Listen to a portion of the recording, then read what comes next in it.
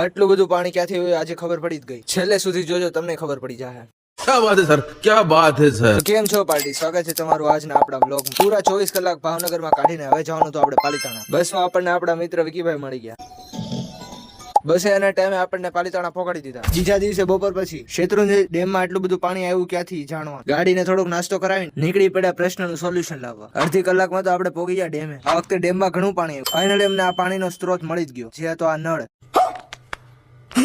આપણને આપણા પ્રશ્નનો જવાબ મળી ગયો હતો, એટલે હવે ટાઈમ હતો મોજ મસ્તી કરવાનો. એટલે આવી ગયા હતા આપણે ડેમની બીજી બાજુ. પ્રણય ઘરમાં ઝાડ છે કે ઝાડમાં ઘર છે? कुछ भी એલા પડતો નહીં ભાઈ, હા રહી ગયો. થોડી ઘણી પગેથી ઓફરોડિંગ કરીને ઘર ભેગું થવાનું. પ્લાનમાં થોડો ચેન્જ આવ્યો. સામે ઓલો જે શેત્રુંજય દેખાય છે, હવે ત્યાં જવું છે. આપણે આવી ગયા હતા ડુંગરા ચડવા. એના ડુંગરો ચડવા નહોતા આવ્યા, ખાલી આટો મારવા આવ્યા હતા. આપણી પાછળ પાછળ આપણા ફેને આવી ગયા.